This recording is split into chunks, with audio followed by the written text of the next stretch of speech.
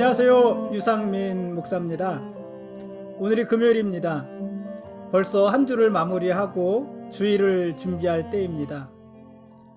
이번 주간에는 우리 아이들이 개학하고 개강하고 입학을 했는데 학교가 아직 정상적이지 않습니다. 아직도 학교는 띄엄띄엄 나가고 대부분의 수업은 온라인으로 진행이 되고 있습니다. 교사들도 힘들고 학생들도 힘이 든 때입니다. 아무쪼록 교회도 학교도 빨리 정상적인 기능들을 회복할 수 있으면 좋겠습니다. 오늘 아침에는 제가 김치볶음밥을 만들었습니다. 먹을 것이 마땅치 않아서 만들었는데 나름 괜찮았습니다. 파기름 내고 습에 묶여서 넣은 후에 볶다가 버터 넣고 김치 넣고 한 번 더 볶고 미지근한 밥 넣어서 한꺼번에 볶아주었습니다. 밥 사이에 공간을 넣고 간장을 넣어서 끓여주면 불맛이 난다는 말을 들어서요. 그것도 한번 따라해 보았습니다. 참기름 넣어서 비벼주고 계란 반숙 프라이해서 올려놓고 깨소금 뿌려주니까 나름대로 괜찮았습니다. 비주얼도 좋았습니다. 해남에서 올라온 마른 김에다가 싸서 먹었는데 그 조합도 나쁘지 않았습니다. 어머니랑 둘이 앉아서 식사를 했는데요. 어머니가 식사를 마칠 때까지 맛있다는 말씀을 몇 번이나 하셨습니다. 저는 사실 요리를 잘 하지도 않고 잘 하지도 못합니다. 잘하지 못하니까 잘하지 않는 건지 잘하지 않으니까 잘하지 않으니까 잘하지 못하는 건지 모르겠지만 어쨌든 둘 다 잘 못합니다. 잘하지도 못하고 잘하지도 않습니다. 그런데 요즘은 공개된 레시피가 워낙 많아서 마음만 먹으면 무엇이든 만들 수 있습니다. 어떤 요리든 만들 수 있습니다. 물론 손맛이야 만드는 사람에 따라서 차이가 많이 나겠지만 그래도 레시피대로만 충분히 따라서 하면은 기본은 됩니다. 하나님이 이스라엘에게도 레시피를 주셨습니다. 이스라엘은 가나안 땅에 들어가서 그 레시피대로 살기만 하면 됩니다. 물론 어떤 사람은 좀 더 맛깔나게 잘 살 것이고 어떤 사람은 좀 덜 하겠지만 레시피대로만 살면 기본은 하는 것입니다. 그러면 하나님께서는 그들에게 복을 주신다고 하셨습니다. 하나님이 이스라엘에게 주신 레시피, 그게 율법이고 그들이 가나안 땅에서 지켜야 될 각종 규례와 규범들입니다. 오늘 읽을 말씀에서도 하나님은 이스라엘에게 가나안 땅에서 지켜야 될 규례들에 대해서 아주 구체적으로 말씀하십니다. 오늘 말씀 보시겠습니다.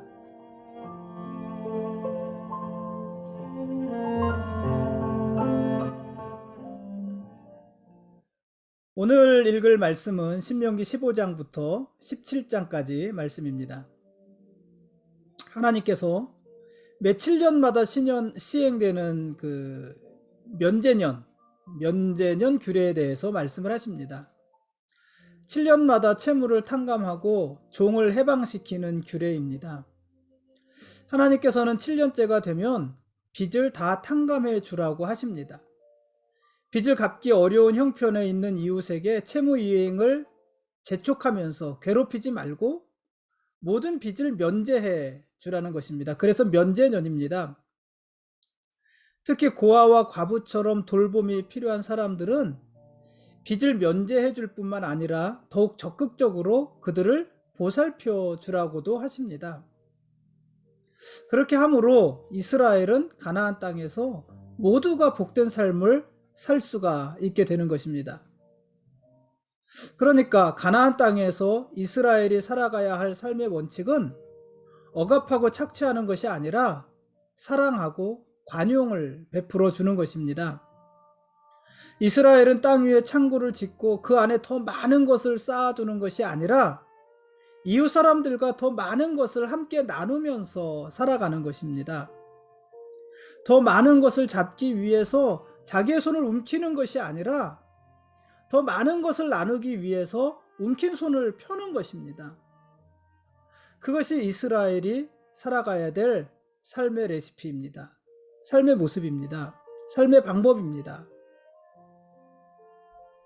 그런데 누구든 이런 면제년 제도를 악용할 수도 있잖아요. 마음이 나쁜 사람들은. 그래서는 안 됩니다. 면제년 제도를 악용해서 남의 돈을 빌린 후에 의도적으로 갚지 않는다면 그것은 옳지 않습니다. 또 그렇게 해서는 면제년 제도가 유지될 수도 없습니다. 여러분, 빌린 돈은요 갚아야 됩니다. 너무 상식이죠. 빌린 것은 갚아야 됩니다. 그것이 정상입니다. 그래서 돈은 빌리는 사람과 빌려주는 사람의 자세가 각각 달라야 됩니다. 돈을 빌려주는 사람은 넉넉한 마음으로 빌려주면 좋겠지요. 넉넉한 마음으로 빌려주고 또 탕감해 줄 수 있으면 탕감해 주면 좋겠지요. 그러나 돈을 빌리는 사람은 반드시 갚는다는 마음으로 돈을 빌려야 되는 것입니다. 7년만 참으면 이 빚은 없어지는 것이다. 이런 의도를 가지고 빌려서는 안 된다는 것이고, 갚을 수 있는 능력이 있음에도 불구하고 조금만 더 참으면 면제다. 그래서 안 갚아도 안 되는 것입니다. 힘써서 빚은 갚아야 되는 것입니다. 그래야 면제년 제도가 유지가 될 수가 있고 정말로 어려운 사람들이 혜택을 받으면서 복된 삶을 누릴 수가 있게 되는 것입니다. 7년째 되는 해에는요, 빚을 탕감해 줄 뿐만 아니라 종으로 있던 형제도 놓아주어야만 합니다. 종에서 해방시켜 주는 것입니다. 그리고 종을 놓아줄 때는 빈손으로 보내지 않고 무엇이든지 넉넉히 주어서 보내야 합니다. 마치 이스라엘이 애굽에서 나올 때 애굽 사람들이 금은보화를 아낌없이 이스라엘 사람들에게 준 것과 같은 모습입니다. 물론 상황은 다르지만 이스라엘은요, 종들도 비인격적인 소유로 보는 것이 아니라 어떻게 봤습니까? 비인격적인 소유로 본 것이 아니라 함께 살아야 될 이웃이고 형제로 본 것입니다. 실제로 고대의 문서들을 보면은 종들을 향해서 움직이는 물건, 말하는 물건, 이렇게 기록된 표현들이 있거든요. 그게 종들에 대한 그 당시의 일반적인 생각들이었는데, 이스라엘은 종들을 향해서도, 물론 같은 이스라엘 종들을 말을 하는 것입니다. 이스라엘 종들을 향해서도 그들을 소유로 취급하는 것이 아니라 함께 살아가야 될 형제, 함께 살아가야 될 이웃, 이렇게 생각을 한 거예요. 그래서 7년이 되면 그들을 면천시켜줘야 되는 것입니다. 종에서 해방시켜줘야 되는 것입니다. 그러니까 종과 주인의 관계도 억압하고 착취하는 관계가 아니라 함께 살아가면서 돌보아줘야 될 이웃이고 형제의 관계였던 것입니다. 종들에게 그렇다면 다른 사람들에게는 어땠을까요? 생각하지 않아도 뻔한 것 아니겠습니까?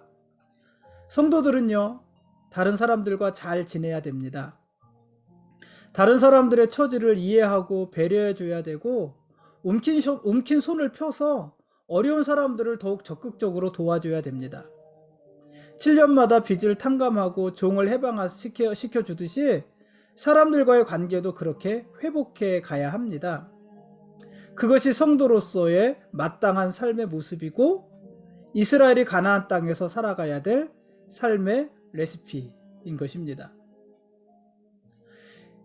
16장에서는 이스라엘이 지켜야 될 3대 절기에 대해서 또다시 이야기를 합니다. 절기에 대한 얘기 우리 그동안 많이 했습니다.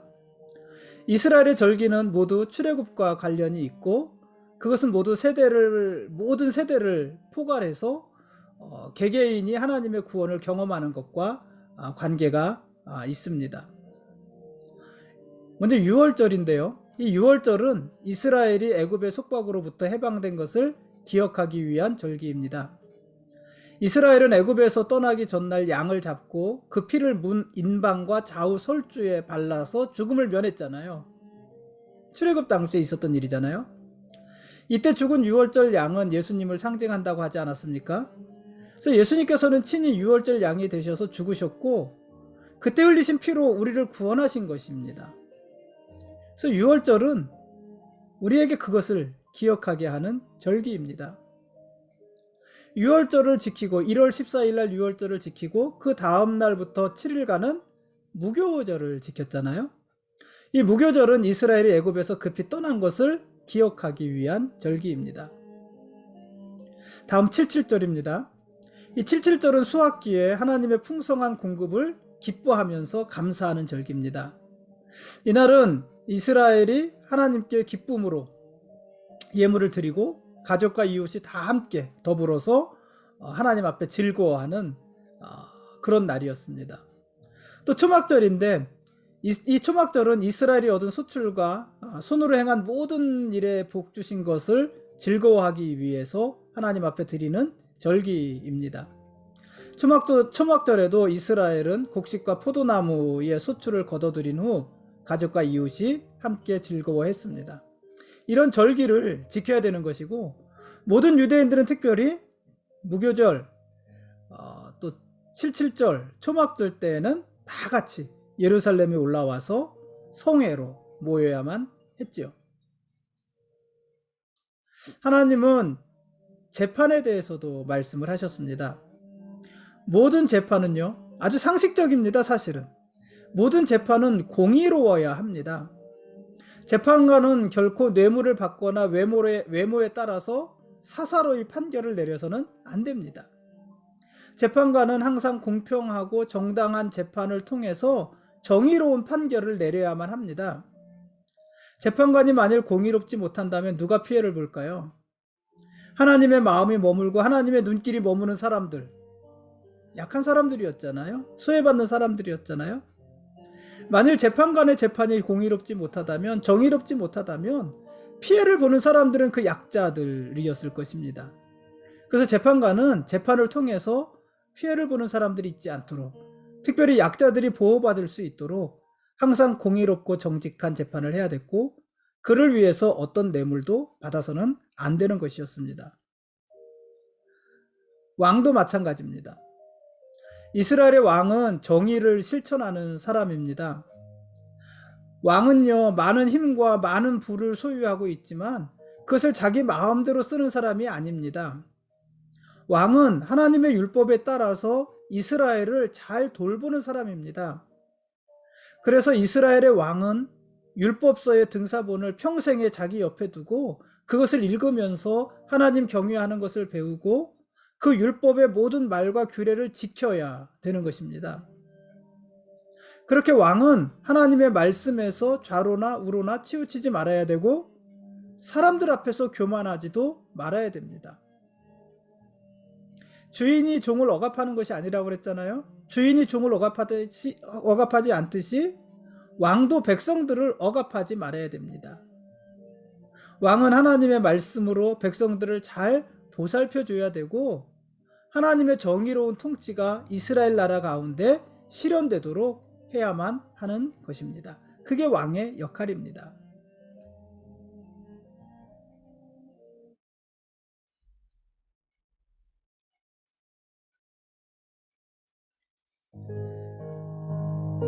지금까지 신명기 15장부터 17장까지 말씀에 대한 길라잡이였습니다. 내일 읽을 말씀은 신명기 18장부터 21장까지 말씀입니다.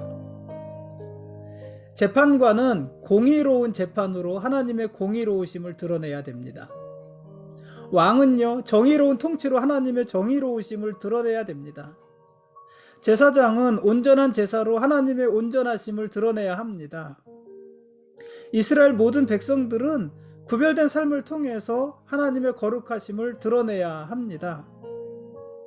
구체적으로 주인은 종들과의 관계를 통해서 하나님과 이스라엘의 관계를 드러내야지 되고, 이스라엘 모든 공동체는 하나님 외에 다른 신을 섬기는 사람들, 1월 성신에게 절하는 사람들이 있으면 그 사람을 성문 밖으로 끌어내어 죽임으로 오직 하나님만이 우리의 예배를 받기에 합당한 분이심을 드러내야 합니다. 그러니까 제사장도 왕도 재판관도 모든 백성들도 그들의 역할을 통해서 하나님을 드러내야 한다는 것입니다. 하나님을 보여줘야 한다는 것입니다. 그렇다면 우리는 무엇으로 하나님의 어떠하심을 드러내야 할까요? 남편으로, 아내로, 부모로, 자식으로, 교사로, 학생으로, 알바생으로, 셀러리맨으로, 장사하는 사람으로, 목사로, 성도로, 자녀들을 결혼시킬 때, 시험 볼 때, 세금을 낼 때, 강의 준비할 때, 사업할 때, 예배 드릴 때, 휴가를 보낼 때, 쓰레기 분리수거를 할 때, 마트에서 물건 살 때, 운전할 때, 강의실에서 수업을 드릴 때, 남녀가 만나 연애를 할 때, 우리는 어떤 모습으로 하나님의 어떠하심을 드러내야 할까요? 또 드러낼 수 있을까요? 여러분, 신앙과 삶은 별개가 아닙니다. 신앙은 우리 삶 속에 있는 것입니다. 하나님은 멀리 우주 끝 어디 하늘나라에 계시는 분이 아닙니다. 지금 이스라엘 가운데 있는 하나님은 어디 계셨습니까? 이스라엘 진영 한가운데 계셨잖아요. 이스라엘 진영 한가운데 있는 성막 위에 임재해 계셨잖아요. 마찬가지로 하나님은 우리들의 삶의 한가운데 내려와 계시는 것입니다.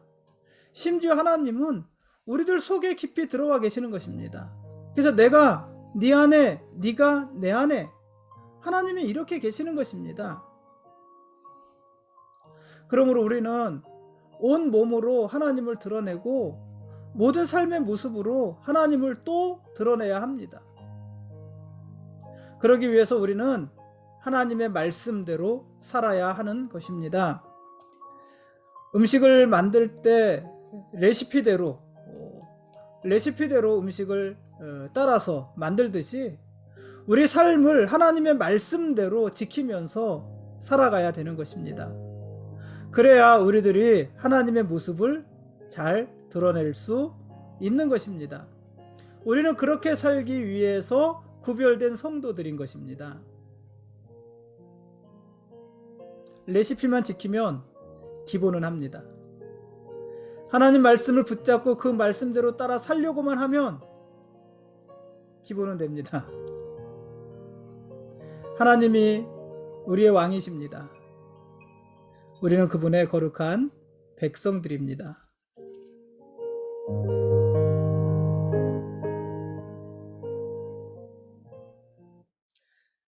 고맙습니다.